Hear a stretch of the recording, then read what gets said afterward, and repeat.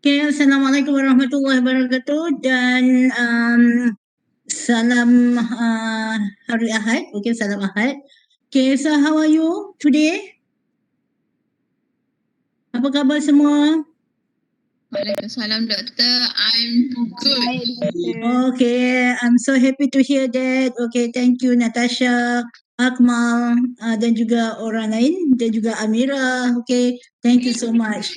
Okay, so hari ini kita akan what we will continue with our chapter 9, which is I think is actually one of the very important important chapter that you need to know for your when you do your research. Okay, sekejap ya, saya tutup ni memberi gangguan kepada saya. Okay, right. So data collection, data collection is actually the anchor of a research, especially in terms of getting the data from your respondents, because without data, you for sure cannot do any research. Okay, there will be no research without data, without information.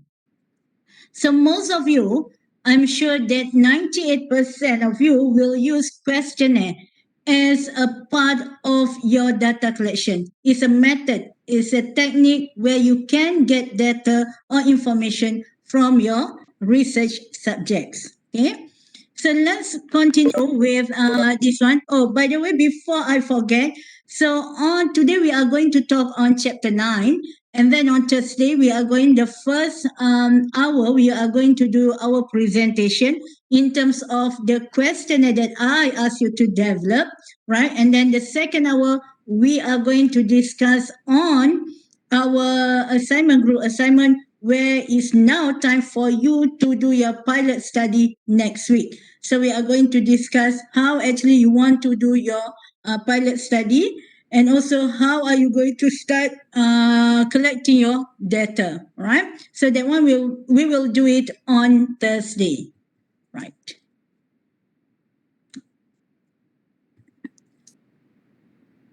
Okay, sometimes, actually, not just sometimes, most of the time, actually, many people actually confuse with survey and questionnaire. Okay, but I would like you to really understand what is actually survey, what is a questionnaire.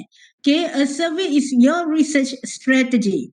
Questionnaire is a tool, instrument that you use in order to collect your data, to get information for your study. So there are actually two things. Survey is a very big thing, and questionnaire is a part of your survey, right?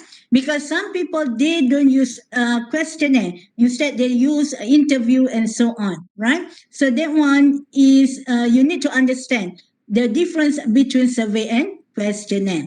So survey is actually a research strategy where it's actually the technique of data collection. And usually we use survey when we have a very large number of respondents. Okay, so that is the most convenient way of reaching and approaching your big respondent, your big large respondents. It is also of when people use survey, it is automatically actually people understand that you are doing quantitative research. I think I already explained this one in our previous meeting because some people they are a bit confused between quantitative research. They thought like survey also can be qualitative. No, right? Survey is actually quantitative research. Whereas questionnaire is actually an instrument or a tool that you use in your survey. Okay, so usually what we do, we ask the respondent to answer some of the questions and or items that we already developed based on our literature or based on our research framework. Okay, and then it is the most popular and most common data collection technique used in survey work. Okay, as I said, questionnaire is a part of survey. There are also many other tools or instruments can be used for survey. All right. So, for example, you use psychological tests like personality tests, IQ tests, and so on. It also can be used. All right. And then other data collection methods that can be used in survey also include face-to-face interview and telephone interviews. Okay. So I know, but some people they thought that face-to-face interview is actually qualitative research. Qualitative research, when they say qualitative, so the face-to-face, the interview will be different. In what sense? Because it's going to be very, very detailed. And your respondents not going to be a very large number. Maybe you just interview like 2 or 3 people, but you really do it in details or in depth. Okay, so that's the difference between quanti and qualitative interview, right? Right. So, what are the advantages of using questionnaire? Okay. So, it is less expensive.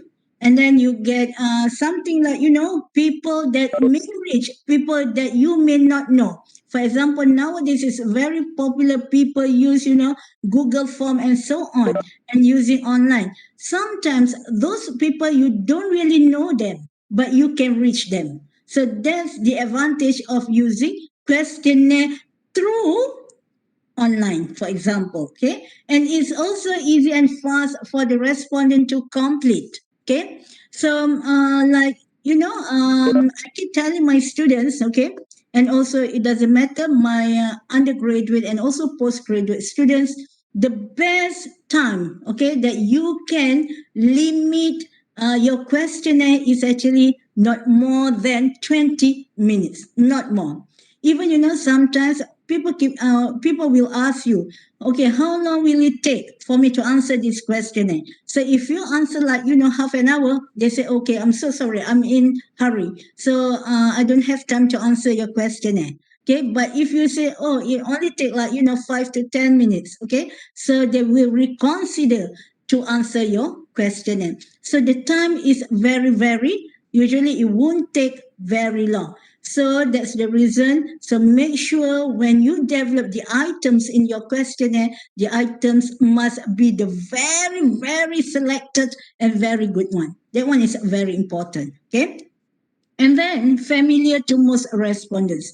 I think everybody, even a nene, a ato, they know what questionnaire is. Okay, so it's become more popular nowadays among Malaysians. So when you say, okay, here is a questionnaire, can you please answer it for me? So they will say, apa tu? What is questionnaire?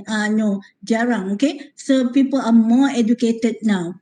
And then familiar greater geographical area. Okay, as I said, if you use questionnaire, you can even mail it. Even you can use online, for example. So it will cover a very, large geographical area. So even it can reach, Western countries, the Middle East countries, and so on. So that's the beauty of questionnaire.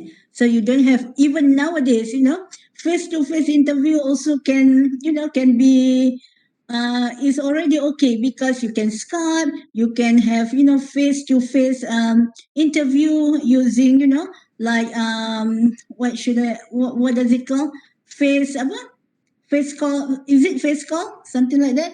yeah, using webpads, using Zoom, and so on. So now it's more, the technology is developing. Okay, so we have many choices in order to reach our respondents. Okay, and then higher generalizability. What does it mean? So because you have more people from different background, so you can generalize things or your conclusion better. Okay, so it doesn't bias only for example, for people in Johor, for people in UTM, for example. But now you can even reach Indonesia, you can reach Thailand, you can reach US, and so on. So you can generalize things much better. Okay, so that's the beauty of it, right? And then structured questionnaires, questions in questionnaire analysis. So what does it mean, structured questionnaire? You already structure it, okay? You already plan it, how to do it, how your respondents want to answer. You already have your own objective. What kind of answers do you want from your respondent? So you plan it, okay? Usually we give, like certain in a certain order, and then also we like we ask them, we give them choices that we want, for example. Those are called as structured questions. Okay, and then respondents convenient. So what does it mean? So you don't really have the respondent. They don't really have to come to you, okay, to answer your question. So because they can answer, uh, according to based on their own convenience, and then based on for example, if they're too far away, we can like use Google Form. If they just next door, we can go to them, and so on, right?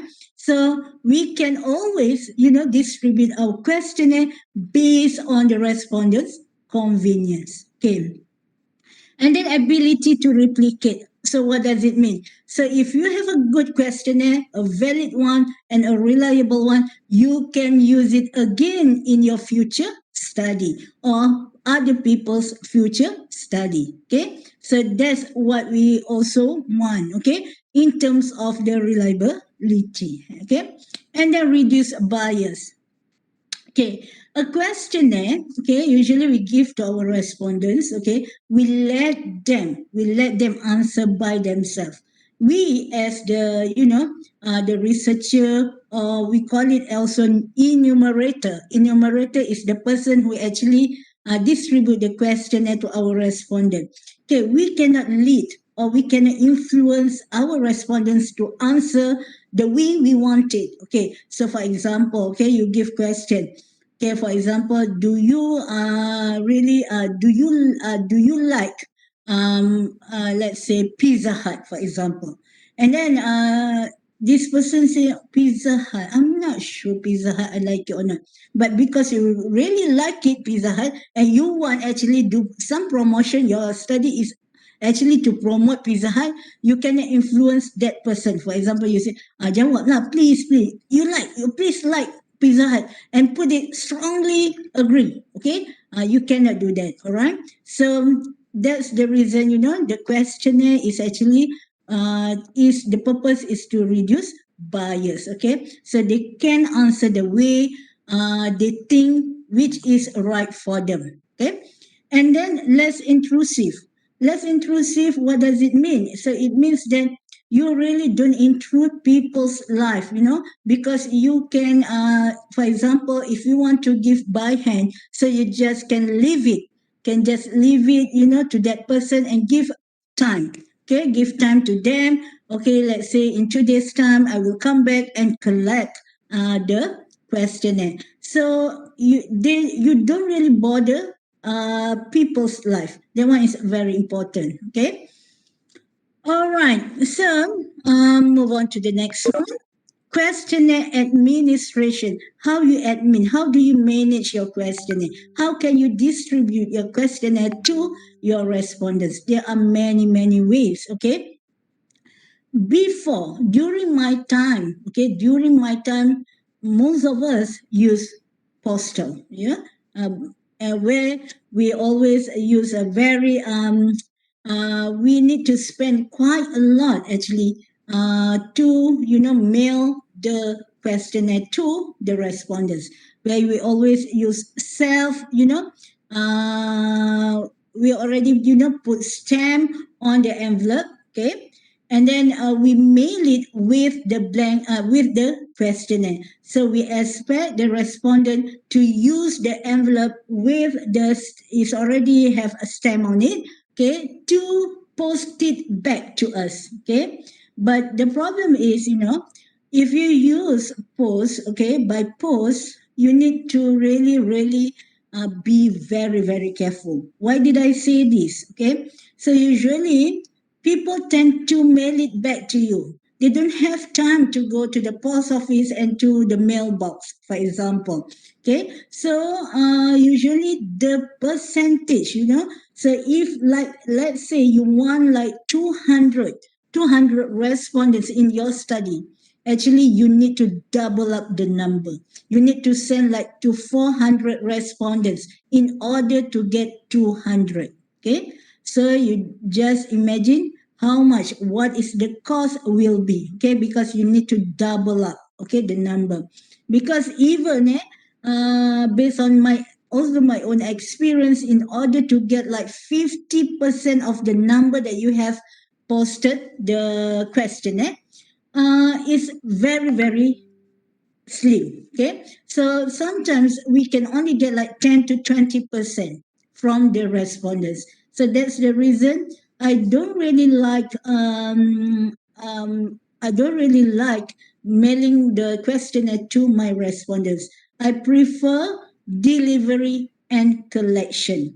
Okay, or if possible, okay, we will discuss this one later.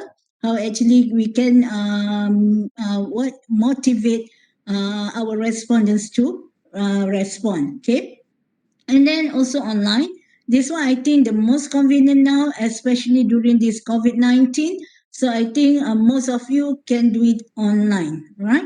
And then delivery and collection, where you deliver, and as I said, you give time to your respondent, and then you come back to them, go back to them, and collect your questionnaire. And also collective administration, where you give sometimes on the spot or whatever, so you just wait a few minutes and then you collect them, right? So there are so many ways of doing it, all right? So as long as you need to make sure that the success rate is very, very high. Okay, so identify sources of errors in questionnaire.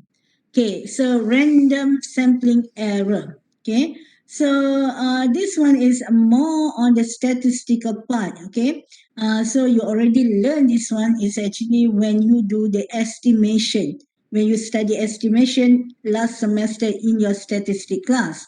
Okay, so statistical error that occurs in the sampling selection process. So what happened when you selecting the number to determine the number of respondents that you want is actually not good enough.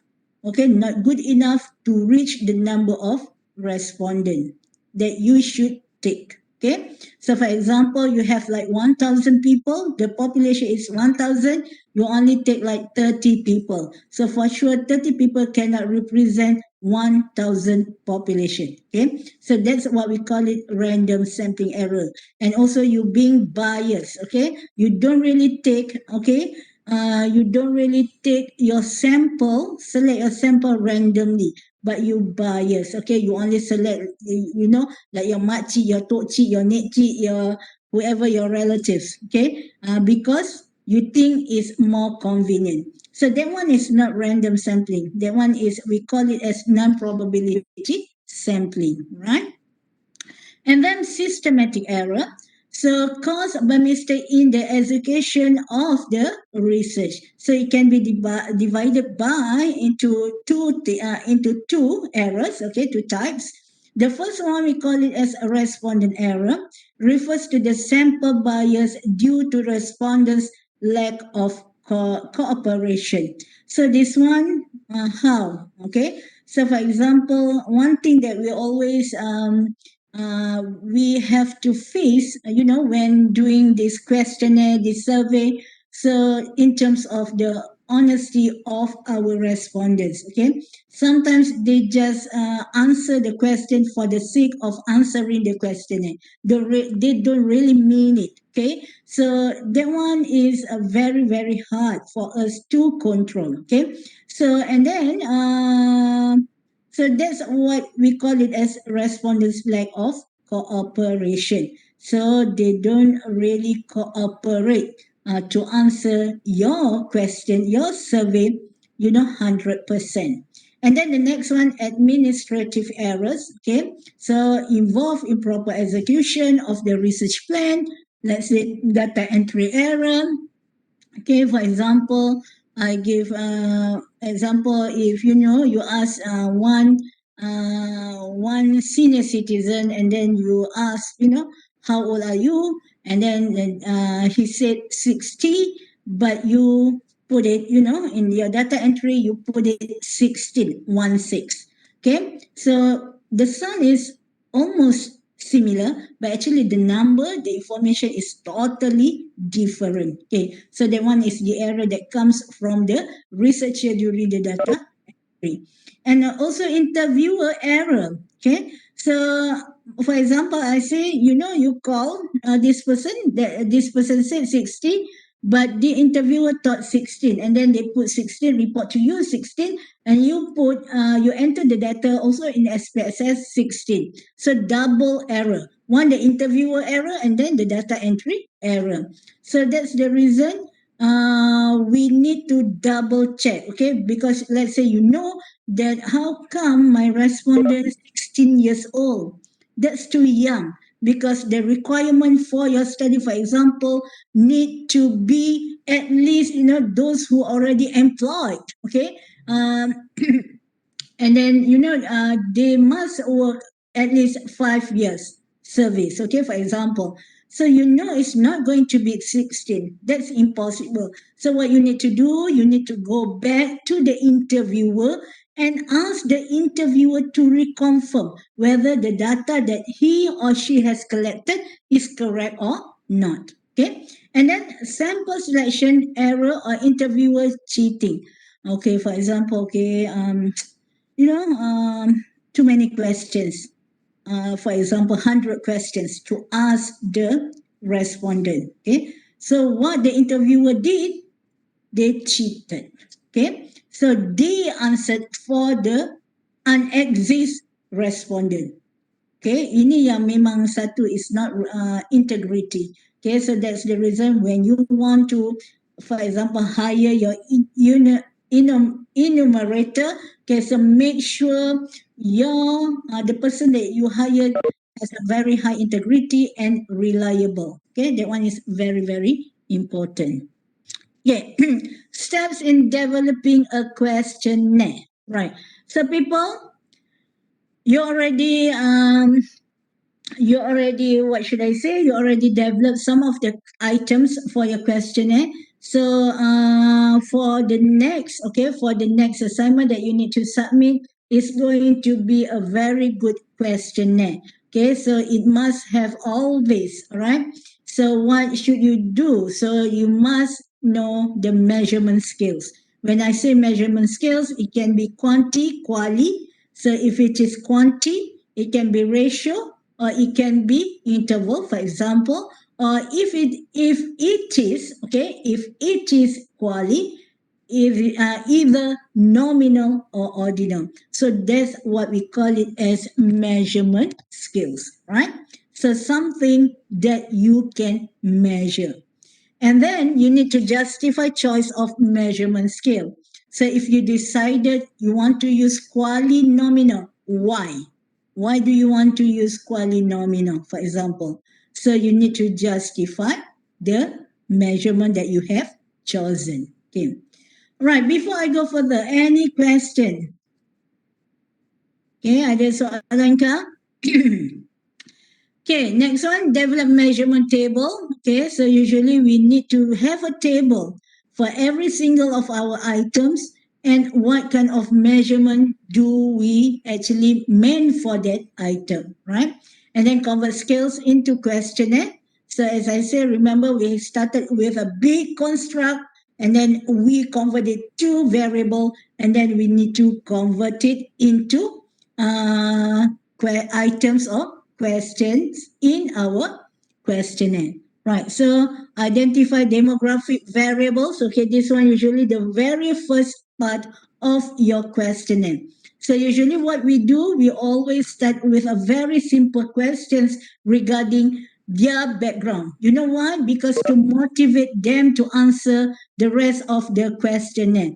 So if they say, oh, very easy question, okay, Jantina, you know, my gender, and then apa nationality, oh, that very simple. So just imagine if you started with a very, you know, technical, a very difficult mathematical question as your first question, it will demotivate um, your responder. For example, the first question, okay, find log 10 of 4, for example. Or they don't even know what log is, for example, they will be demotivated because they know the first question is already hard.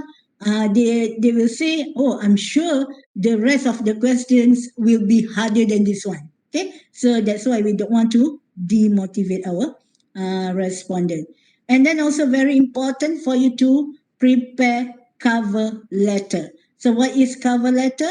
So I will let you know. Okay. So anyway, and then we are going to do pilot test for the questionnaire. So all this, okay, you learn all the theories this week, and then we need to start with our pilot test next week. Okay, so that's what you need to do. So I will explain how you want to do it, what should you do, things that you need to do, for example, on Thursday. Right? Okay, ada apa-apa soalan? Mari kita bertanya-tanya orang.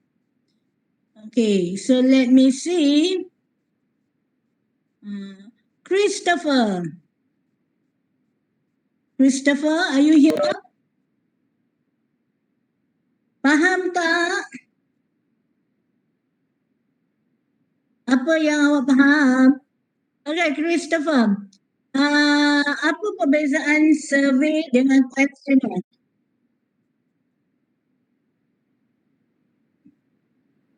Mm-hmm. Okay. All right. Okay, thank you, Christopher. I know I can rely on you. The reliability of you is very high. The alpha chroma is more than 0.7, Christopher. Okay. All right. So let's continue. Okay. Okay. I don't want to talk much about validity, reliability. Okay, because we already discussed this one in our previous chapter. Okay. So let's see. Okay. Okay. What do we have it here? Okay. For example, step number 1. Okay. How actually we are going to discuss about all these steps, what you need. So the first one, we need to identify our measurement skills. So if we have a topic, okay, for example, and then we want to make sure that our measurement skills actually can be accepted, can be used or not. Actually, it all can be confirmed, it can be helped by using your literature review. Okay. So for example, we have a topic, uncertainty avoidance. Sorry. We don't really have a topic, the topic here. So it's actually about uncertainty avoidance that people may have, you know, when they want to visit China, especially during this COVID-19. So everybody knows that China is actually where the COVID-19 come from. So the feeling of trying to avoid uncertainty about, you know, go for vacation, going to China, now is very, very obvious among people all over the world. Okay. So HA, remember, HA is our hypothesis. Hypothesis aku. My hypothesis. So the hypothesis is uncertainty avoidant people will have a less positive intention of visiting China. Okay, that's our hypothesis. So it requires finding appropriate measure skills. So that's our hypothesis. So what is actually our variables? So our variables is uncertainty avoidance and intention. The intention to visit China. So uncertainty avoidance, what does it mean? So it means that they try to avoid this country. They are uncertain about this country, about the technology of the country, the law, and also the religion of the country. And I said now we can add like China is COVID-19. Okay, so people are a bit uncertain about it. Okay, and then the validity. So is remember the validity whether it really whatever the items that we have really measure, the variables that we have really measure the concept that we are supposed to measure, which are the uncertainty avoidance. Okay. And then the reliability, we also need to check that one to make sure that the measurement later on can be reliable. So it's whether the measurement item shows consistent respondent. That one is very important. So we can say if the measurement items are taken from the scale without any change of words, the researcher is said to adopt. Okay, so there are two things that you need to understand. So we say adopt and adapt, right? So I need to explain this one a bit.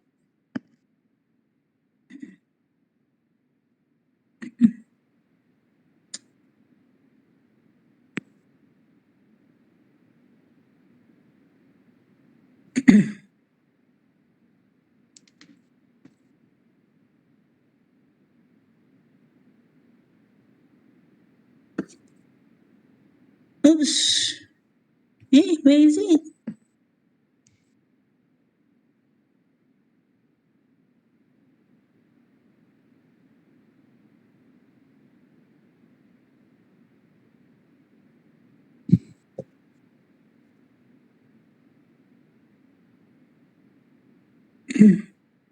Hi, Yuman. How are you, Yuman? Okay, eh? So Okay. how's Bentong? Domestic, domestic itu Genting sudah explode. Oh, ya ke? Yes, itu hostel Genting. Hmm. Hmm. So tapi dekat Bentong is okay kan? Pahang Bentong still okay. Bentong around 15. Genting 200 200 lebih. Oh, I Ah, see. I yeah. thought okay because I thought it's quite far from the big city, so you all okay tak jugalah eh. Okay, so let's continue. So we have two things that you really need to understand. One we call it adopt, and the other one is adapt. Okay. I want you to understand the concept. Okay, actually, okay, you people, you are allowed to take other researchers, okay, previous researchers questionnaire or items that you can use them in your own survey and in your own study. Okay. So, for example, if you take 100%, you don't change anything, words or any format or whatever from the previous studies questionnaire, okay, you take exactly 100% similar, then that one we call it adopt. So you need to mention that one in your chapter 3. So you can say the instrument used in my study is actually adopted from William 2010, for example. Okay, so you need to mention it. So when you say you adopt the instrument, people understand you take exactly the same and you don't make any changes, right? Understand? But Okay, let's say you look at William questionnaire, okay, but you think there are some of the questions not actually suitable for Malaysian culture, okay, for the Asian country culture, for example, and then you think you need to make some changes or amendment towards the format, maybe towards some of the questions, some of the words, okay, for example, there are, some words is like taboo, very sensitive to Malaysian people. So you don't want to use it. So you change to other words, for example. That one, you no longer adopt the questionnaire, but you adapt the questionnaire. So when you adapt the questionnaire, you mention it in your chapter 3 that this instrument has been adapted a few previous questionnaire. So you say your reference, you cite it as William 2010 and also Kruskal, okay, Kruskal 2015. So people know that you take some of the items, some of the questions from William and some from Kruskal, for example. Yes, you certainly can do it. Okay, as long as you tell your reader, you tell your examiner that you adapt this instrument from somebody else, right? Is okay. No problem at all. Understand atau tidak? Do you understand? Okay. Understand. Understand. Okay, good. Alright. So let me ask, siapakah yang mungkin tidak memahami sangat, cik? Mungkin. Okay, Atika. Saya tidak memfitnah Atika. Atika Alia. Are you here? Wah, Atika ni tak menjawab ni macam nak kena fitnah ni dengan saya ni. Atika, are you here?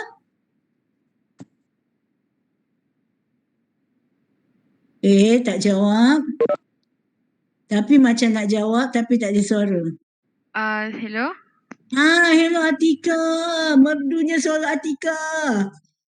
Sorry, Doktor. Okay, how are you Atika? Okay, fine. Alhamdulillah. Okay. Okay, Tika faham tak konsep adopt and adapt? Faham. Okay. Oleh itu, bolehkah Atika menerangkan kepada kami? Okay, apa yang dimaksudkan dengan adopt dulu? Adopt. Saya cakap macam mana saya faham je, Doktor. Boleh. Adopt tu macam macam kita Kita orang semua faham, okey. Set. Tak apa, kita tunggu. Yang saya faham, adopt tu macam kita try to take on something tu. Lepas tu adapt ni pula macam kita go through dengan something tu. Saya nak cakap saya nak cakap macam doktor explain. Jadi lagu tu. Tak, saya nak cakap, nak explain macam doktor explain tu. Okay, saya nak you explain on adopt only. Adopt saja. Tapi saya macam faham lagi dekat adapt. Adapt tu macam kita make adjustment. Macam tu. Okay. Yang maksudnya kita tak tiru bulat-bulat lah. Kalau adopt tu pula kita macam copy almost 100% yang orang lain punya. Almost, memang 100% juga. Kita memang copy paste saja. Okay, kalau adapt ni kita dah tukar sini, kita tukar sana macam okay. So itu ialah adapt, alright. So how about Faris?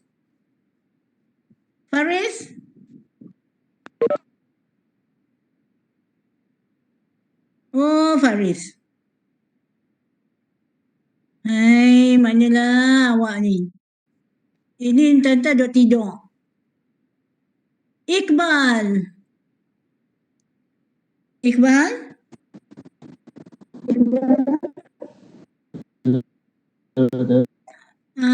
Apa khabar Iqbal? Hello? Ya, dengar. Dengar Iqbal? Bye-bye. Apa dia?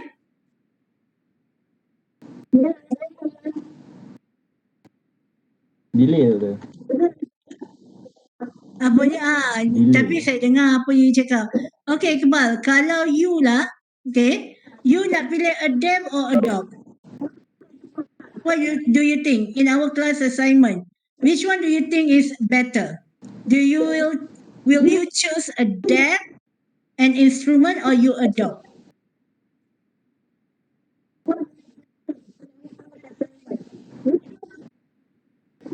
Okay, nampaknya Iqbal saya maafkan sebab kalian terganggu. Okay, cuba kita tanya Jun Kai. Are you here? Yes, doctor. Yeah, I'm so happy to hear your voice. Okay, Jun Kai. So if you, okay, which one will you choose? Are you going to choose adopt or adapt in your study? For my study, I will choose the adapt. Adapt. Yeah. Okay, why is that? Because I think for my research title, it's not like something research 100% and copy inside my research. So that I will think I better to choose the adapt to let me to elaborate about in my research. Okay, right. So at least you understand what is the difference between adopt and adapt, right? Yeah. Okay, good. All right, that's all. Okay, so let's continue with our lecture. Right, so I don't want to talk, as I say, much about this one. We already discussed in our previous meeting, content validity, or also known as face validity, and then construct validity, predictive validity. And what does it mean with validity? Whatever you want to measure, it can be measured using your instrument, okay? And then reliability in terms of consistency. We already talked this one. And the most famous that used by our students, okay, is actually internal consistency reliability, which is Cronbach Alpha. So what we are going to do, okay, after you do your pilot study, after you have collected your data, I will show you how to use SPSS and how to measure, how to get the value of Cronbach Alpha. Okay, so we need to do our pilot study first, all right? So in order to get this internal consistency reliability. Okay, so and then measurement scale for the variables, okay, step 2. So a few criteria that I usually use justifying scale selection based on its reliability, based on the validity, and also study context used in your study, right? So again, the same thing, right? So this is, as I said, the best Chromebook Alpha is greater than 0.7. But some scholars say even greater than 0.6 is already good enough for science social. Okay. Okay, to ensure essential data are collected. Okay, for example, a measurement table. This is one I said that you need to have a table. So research question, for example, is there a relationship between uncertainty, avoidance, and intention to visit New Zealand? So we have two variables here.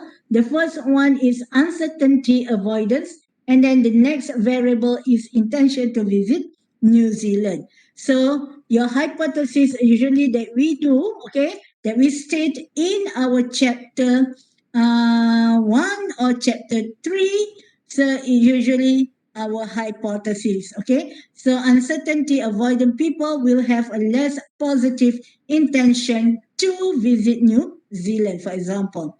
So the variable, the first one, the second one. So and then what are the items? What are the questions that you can ask your respondent to answer or to achieve the objective of your question, and actually sesuai ataupun suitable for your variable. So for example, the question, is it important for the uncertainty avoidance? Is it important to have instructions spelled out in detail so that I always know what I am expected to do, for example. So where do you get that question? Okay, if we, in this case, so for example, we use adapt because we refer to different authors, all right? So So where do you get the question from? You need to let us know, right? Included in the questionnaire? Yes, you're going to include this one, for example. And then the next one, intention to visit New Zealand. Which destinations do you intend to go to on vacation in the next 2 years, for example? And then where do you get that question from? You need to tell us about it, okay? And then step 4, you need to convert the measurement items. Okay, so you already got these items right here, but you need to convert it to something that you can measure using the measurement to a measurement scale. So for example, this one, okay.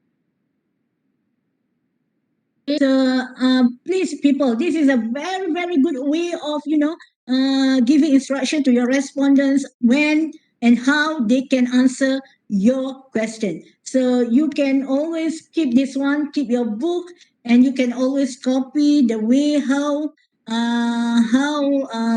the instruction is written. Okay. So, for example, using the following scale, where 1 is strongly disagree and 7 is strongly agree, please indicate your level of agreement, okay, with the following statements. So, we have, it is important to have instructions spelled out. So, for example, the first one, so this is your measurement scale, right? This is the item, and then you convert it to measurement scale, right? Understand?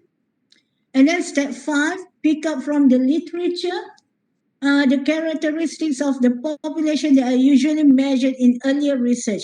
Again, whatever you do, I think is the best if you can refer to the previous study that has been done by people, by a good researcher. Okay. The question response format needs to fulfill 2 criteria. Exhaustive. So what does it mean? There is a response in category option. When you are giving option to your respondents, so make sure there is something that the respondent can choose or tick.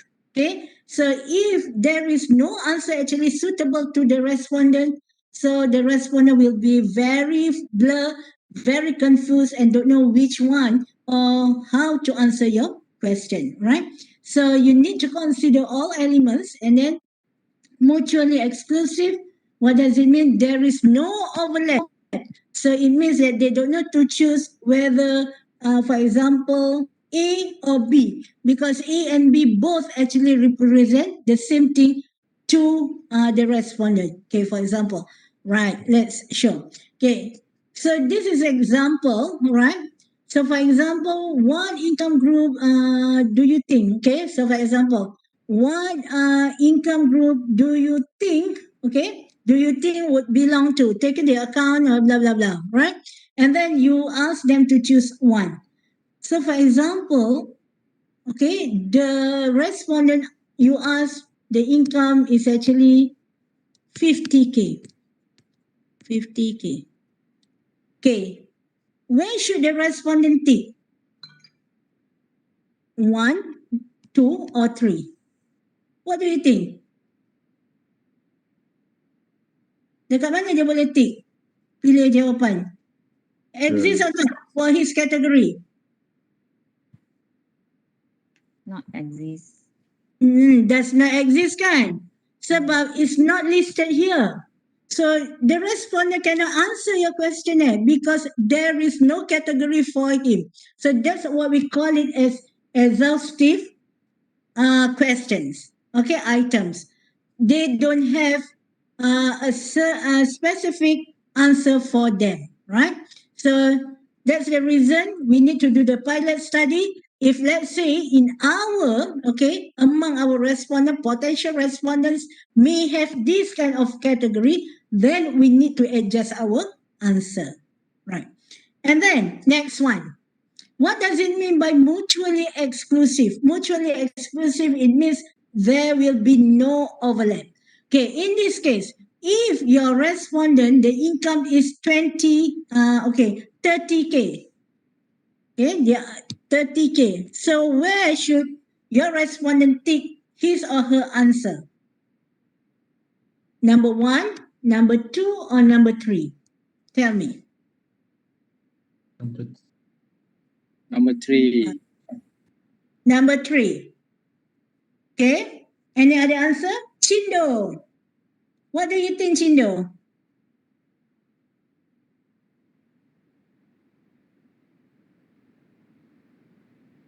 Wah, Chindo ni macam tak wujud dah ni. Yes, Chindo? doktor. Yes, doktor. Chindo ada. Tidur ke Chindo? Tak, Okay. doktor. Alright. Hai, saya kan dengar suara Cindo ni lembut hati saya. Okay Cindo, kalaulah responden tu income-nya 30k, where should your respondent tick his or her answer? Number 1, number 2 or number 3? 30K. Number 2. Number 2. Okay. Actually, can you see this is overlap answer? He can find in both category 2 and also category 3.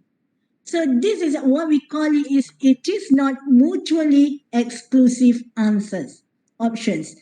Okay, what you're supposed to do is for option number 2, maybe 20,000 to 299 to 2999, or you need to change the third category as, for example, if you want to put this one 20 to 30, then this one will be 30,001 to 39.999. But if you can see, this one actually should be similar to this one, and the format will be is more beautiful if you use 29,999. Faham tak? Do you really understand what I'm trying to say? Sabah, where are you? Sabah, are you here? Okay, Sabah. Are you here or not? Okay. Let me see. Macam tak ada Sabah hari ni. Definitely. Saya nak check je. Okay, Mimi. Mimi. Ya, doktor. Faham tak? Betul. Ha? Faham? Okay, kenapa apa yang sedang kita bincangkan? Pasal macam eksklusif sebab kita tak ada respon overlap. Apa dia? Response overlap. Kita tak nak ada respon yang Overlap. ikut respon dia terkeliru nak take mana satu. Betul lah Sabah. Kan kita telah menimbulkan masalah kepada dia. That's the reason bila ini berlaku, maka kita punya jawapan ataupun tidak tepat nanti. Bila kita dapat information daripada dia orang, memang tak tepat. Katakan memang nanti kita sendiri yang tak tahu, berapa lah dia orang punya income sebenarnya. Sebab ada 2 kategori. Alright, thank you Sabah. Sabah pula. Thank you Mimi. Aduh, salah orang Mimi. Okay, next one, step 6. Okay, very quick one. I try to finish, all the slides today. Right, prepare a cover letter that explain the purpose of the study. Okay, this is your next assignment. Okay, where you need to prepare a cover letter. Okay, so what does it mean, a cover letter? Let's see. Okay, all right. Okay, so let me share with you this is example. I am a student from UPM and I am currently conducting. Okay, this is what we call it as cover letter. Okay, so lagi saya tunjukkan. This one is a cover letter. Okay, people, you don't have to worry much nowadays. You can just Google, dapatkan satu cover letter yang bagus, yang cantik untuk you gunakan untuk you punya assignment. Alright. And then this one from your ITM, and this one from my own student. Okay, ability test in employment team. Okay, dear respondent, this questionnaire is blah blah blah. Okay, so you can put your name and also your supervisor's name. Right. So in our case, for our class assignment, what you need to do, put all your team members' name. All right. So right, that one is the cover letter. Okay. And then page down. Okay, so right, overall a pilot's test. This one is very important. We are going to do it, okay, by we finish all our discussion is Thursday, and we are ready to do our pilot test. Okay. To determine the time taken to complete the questionnaire, so we know lama sangat ke atau terlalu cepat ke sampai sampai mereka tidak dapat memberikan dia orang punya opinion dan sebagainya. And then to check whether respondents understand and whether they are able to follow the instruction. As I say, your instruction must be clear. If they are allowed to tick one answer, just one answer. Okay, if they are allowed to tick more than one answer, you need to let them know. Okay, to check whether respondents understand the wording of the individual. So as I said, some of the words are very technical. Okay, you katakan you guna perkataan macam you interview dengan orang-orang yang senior yang dah lama, these all old school people, but then you use all the technical terms that they may not know. Okay, so you need to be very very sensitive about it. Okay, so if you find that some of the words are not understandable by your by your respondent, you need to change it. Okay, and then to check whether respondents have problems in answering the question and whether the response categories are exhaustive or mutually exclusive, as we discussed before. And then to provide an idea of the reliability of the questions by checking responses, okay, of questions related to a concept. So we are going to enter whatever we have later from our pilot study in SPSS in order to get the value of Cronbach alpha. Okay. And then next, encourage participant by, okay, how can we encourage people to participate in our survey? By giving advance notification. So janganlah besok you nak suruh dia orang jawab pukul 10 pagi and then you pergi jumpa dia at 9:30 and then you say, okay, please answer my questionnaire. For sure that person not ready and prepared to give, full commitment to your survey. And then checking the appearance of the questionnaire. This one is very, very important. Some people, when they look at just the front page, they already feel discouraged. Tak lawanya, the color is something. Okay, so please do that. And then using a stamp written envelope, this one is I don't really encourage you to do. Okay, only for certain category of people you can use this one. A personalized letter addressed to a specific person, yes, this one is good. Okay, when you katakan to Cik Man, okay, so Cik Man very rasa, oh, they know my name, okay, so dia rasa macam very good about it, okay. So a personalized letter also may work, okay. Pretty interesting question. This one the most important that you need to do.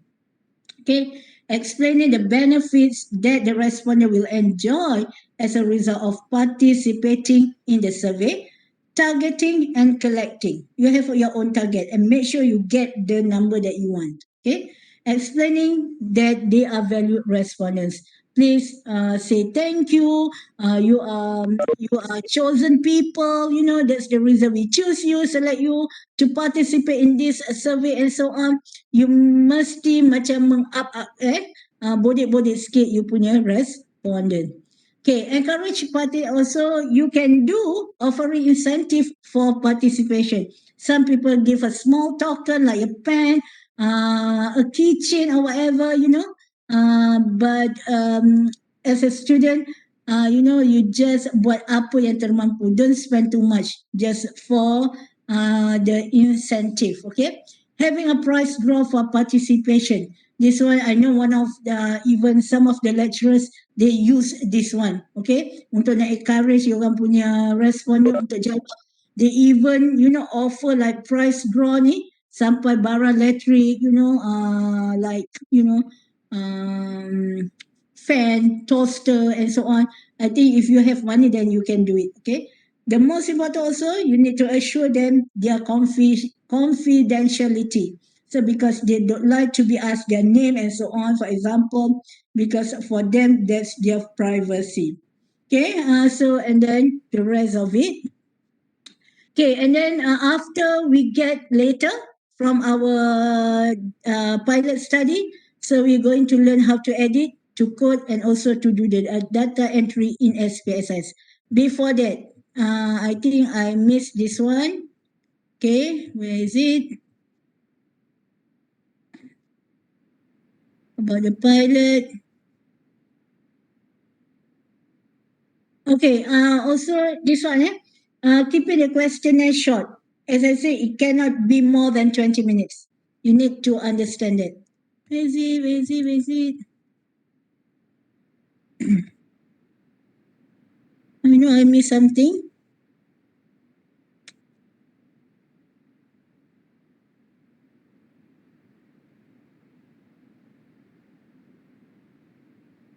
Mana dia? Okay, by the way, what I'm looking for, yeah, this one, step 7. Pilot test, you need to get 10 to 30 respondents, okay? Right. In order to get their feedback, how actually your questionnaire is, all right? So later, every group, you need to find 10 to 30 respondents. I will let you know on Thursday.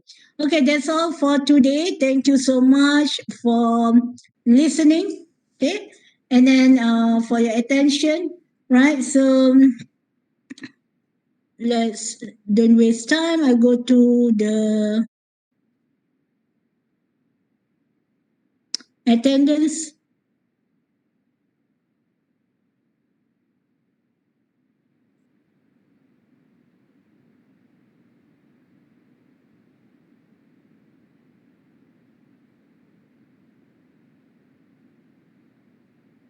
Doktor, Ya, ada apa-apa nak tanya? pilot study 10 to 30, habis the world study? The true one is the two at least 50. Okay, thank you, Doktor. Okay, sure.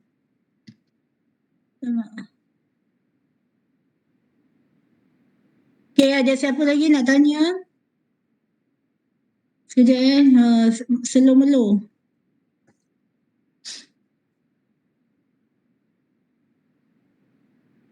Okay, so I go to section 2 first, right?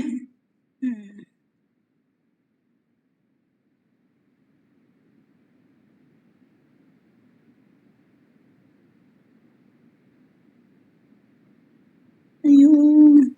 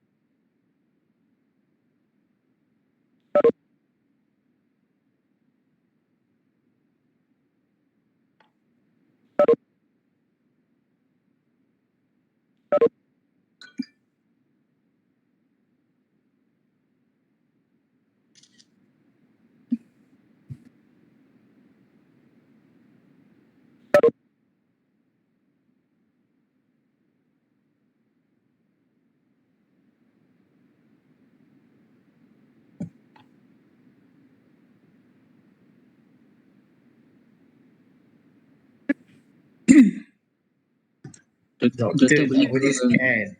ke bawah Pilot sikit kat tak? atas. Dia punya tak Oh, tak nampak Okay. Better?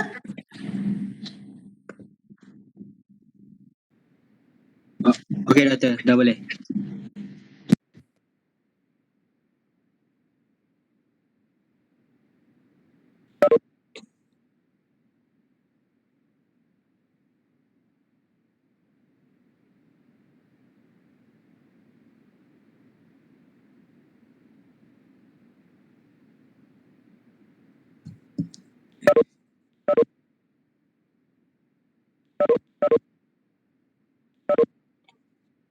Thank you, Doktor.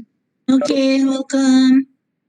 Doktor, saya tak boleh scan. Apa dia? Thank you, Thank you, Doktor. Doktor. Saya tak boleh scan. Macam mana? Saya tak dapat scan. Tak boleh scan. Tak boleh scan. Okay, nanti kejap Okay, untuk yang tak sempat scan, saya sekarang buka untuk section 1. Okay, you all boleh cuba scan dekat section 1. Okay? Okey, doktor. Okay, sekejap.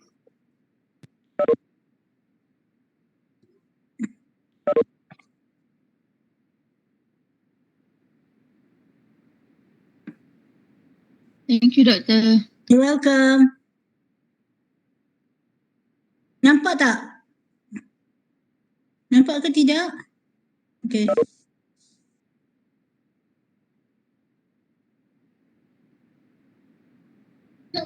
Thank you, Doktor. Okay.